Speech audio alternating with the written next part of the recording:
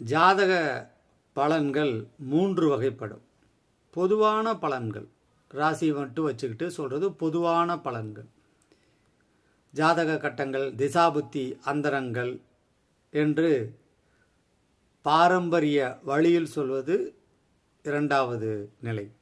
3வது நிலை அவரவர்களுக்கு தெரிந்த, அவரவர்களுக்கு ஏற்பட்ட அனுபவத்தின் வாயிலாக, அவரவர்கள் வாழ்கிற அங்கே அவங்களுக்கு கிடைச்ச அனுபவத்தின் வாயிலாக சொல்கிற முறை 3வது முறை.